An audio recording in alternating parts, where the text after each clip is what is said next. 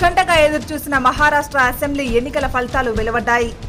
4 నెలల క్రితం జరిగిన సార్వత్రిక ఎన్నికల్లో బీజేపీకి పట్టం కట్టిన ప్రజలు ఈసారి అతిపెద్ద పార్టీగా మాత్రమే ఆ పార్టీకి అవకాశం ఇచ్చారు. ప్రభుత్వం ఏర్పాటు చేసేందుకు సరిపడా స్థానాలు దక్కకపోవడంతో బీజేపీ మాజీ మిత్రపక్షం శివసేన సహాయం కోరుతుంది.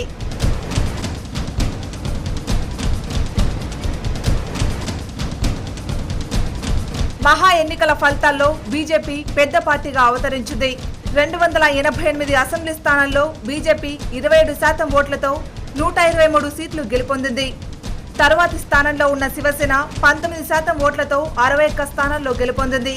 కాంగ్రెస్ 17.9% ఓట్లతో 43 స్థానాలు, ఎన్సీపీ 17.3% ఓట్లతో 41 స్థానాల్లో గెలుపొందారు. ఇక ఇండిపెండెంట్లు 4.7% ఓట్లతో 7 సీట్లు గెలుపొందారు.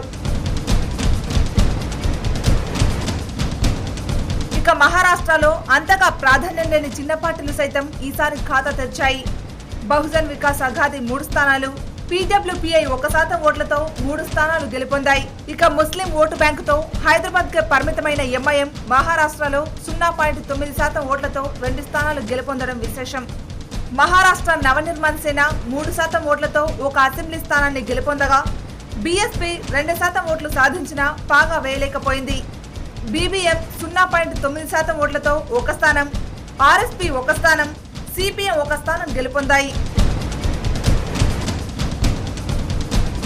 మహారాష్ట్రలో బీజేపీ పెద్ద పార్టీగా అవతరించడంతో మిగతా పార్టీలతో కలిసి ప్రభుత్వం ఏర్పాటు చేయాలని భావిస్తుంది.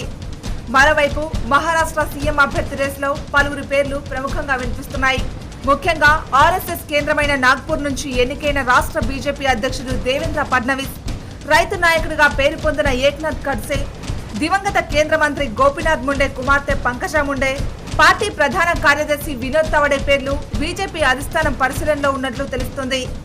అయితే వీరిలో ఎవరికి సీఎం యోగం లభిస్తుందో చూడాలి.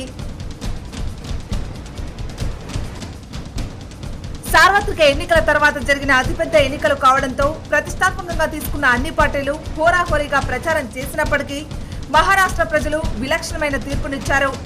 మోడీ మానియాలో 2 రాష్ట్రాలు ఏకపక్షం అవుతాయనుకున్న బీజేపీకి మరాఠీల తీర్పు మింగుడు పడ్డం లేదు.